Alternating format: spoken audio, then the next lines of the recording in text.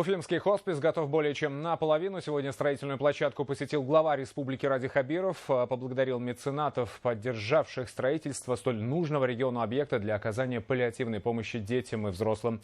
Хоспис возводится на деньги благотворителей, которые, к слову, нужны еще. Подробности далее.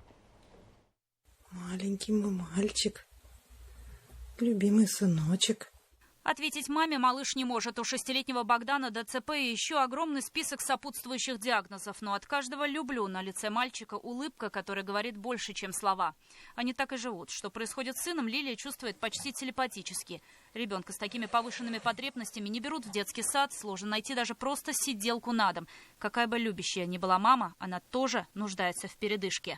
Мамы с паллиативными детьми лишены такой поддержки, потому что даже няню для ребенка найти непросто. Надеемся, что со строительством хосписа наша жизнь качественно улучшится. Наша — это значит наших детей и их родителей. Круглые сутки, все 365 дней в году. Яникеевы тоже вынуждены быть вместе. Осложнения после пневмонии сначала сковали Гульнаре ноги, а потом отказали и обе руки. Поэтому Ренату приходится кормить супругу с ложечки в буквальном смысле. И так уже почти 20 лет. Глядя на эти черно-белые фотографии, каждый из них скажет, что на снимках вовсе не они. Там в прошлом счастливые, беззаботные люди, которые даже не представляют, через что им вместе придется пройти. Постараюсь, чтобы приближенно, полноценно чувствовала меня она. Мне уже не до себя. Только я работу бросил.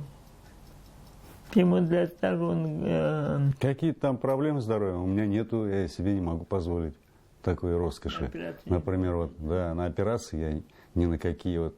Полгода назад в их жизни появилась Яна, волонтер Уфимского хосписа. Он еще пока только строится, а помощь уже пришла, сама к ним домой. Теперь Ренат может отлучиться в магазин без опаски, что с его Гулечкой что-то случилось. Напротив, сейчас она как никогда полна жизни. Сколько не заплатишь денег, да, не каждый сможет найти язык с тяжело больным человеком. Особенно если он либо маломобилен, либо, может быть, даже плохо разговаривает, да, трудно его понять. Не каждый ни за какие деньги пойдет на это. Площадь будущего хосписа почти 2,5 гектара. Сейчас подняты стены 3 корпусов. Радио Хабирова рассказали, что одновременно здесь могут находиться 60 человек, которым необходима помощь. 20 детей и 40 взрослых. На первый взгляд не так много, но сделано это для того, чтобы к каждому был индивидуальный подход. Огромное спасибо вот на сегодняшний день тем организациям, тем предприятиям, тем людям, которые здесь работают. Здание практически стоит, на 60% готово.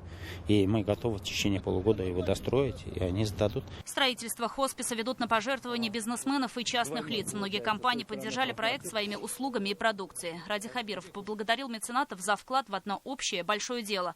Еще есть определенный финансовый разрыв, но мы постараемся решить этот вопрос, подчеркнул глава республики. Мы начинали предполагать, что он будет меньше, как минимум в 2 раза, если не в 3. Но он получился большой, потому что мы тоже решили по ходу проектирования, что раз уж лучше один раз сделать, это же республиканский хоспис, мы со всей республики будем сюда тяжело больных людей собирать. Поэтому так, я думаю, что на какое-то время он нам даст передышку.